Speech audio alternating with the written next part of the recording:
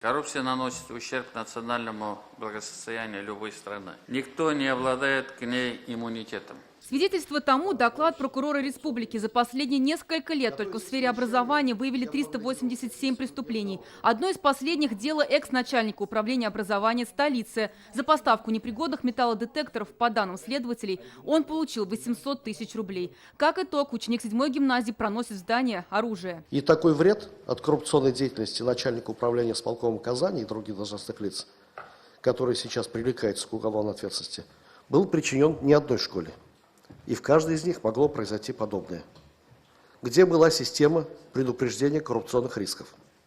Какие выводы сделало из этого Министерство образования? На этом вопросы к Минобру не закончились. С приходом декабря возникает новая волна жалоб на систему приема в 1 класс. Например, за 7-й гимназией Казани, по словам прокурора, закреплено только 3 дома. Но уже с мая зачислено 98 детей, которые не проживают по этим адресам. Что такое, если вот прокурор говорит, что еще срок не наступил, уже там классы упакованы? Понятно?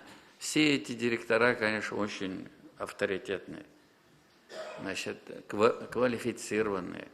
Но их тоже поставить надо жесткие рамки. Все, что вы говорите, абсолютно верно. И стараемся как можно прозрачнее и более открыто работать. Этому способствуют и наши интернет-собрания. Отличились и другие столичные школы. В 19-й гимназии руководство начисляло себе премии за счет средств, собранных с родителей. Так себе и мобильную связь оплачивали, и даже умудрились организовать выезд в Эмираты.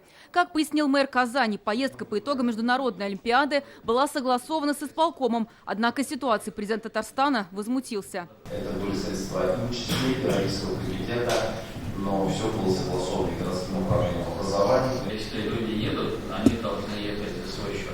Много вопросов у президента и борцов с коррупцией и к вузам. Взятки на экзаменах, дипломы за деньги. Отвечать за нарушения будут ректоры. Какой бы федеральный там ректор не был, мы его быстро снесем. Не менее радужная ситуация в здравоохранении. Более 7,5 миллионов рублей сделала врач Сабинской больницы на фиктивных свидетельствах по инвалидности. И это несмотря на те меры, которые, по словам главы Минздрава, принимают в ведомстве. В 2019 году за нарушение требований законодательства в сфере противодействия коррупции к дисциплинарной ответственности привлечены руководители 5 медицинских организаций. Президент Татарстана отметил и другую проблему. Ничего у нас не хорошо. Вон народный контроль, очеп карагыз. Сколько обращений? Огромное количество. Значит, жестко следите, сколько человек был в очереди, какую услугу он получил. Всех обвиняемых во взятке президент поручил записать поименно и обратить внимание на их работу. И такая работа будет продолжена. Зарина Ахметова, Марат Зайдуллин, ТНВ, Казань. Все новости дня, выпуски программы «Новости Татарстана», программы и фильмы на сайте tnv.ru и на YouTube-канале ТНВ. Подписывайтесь.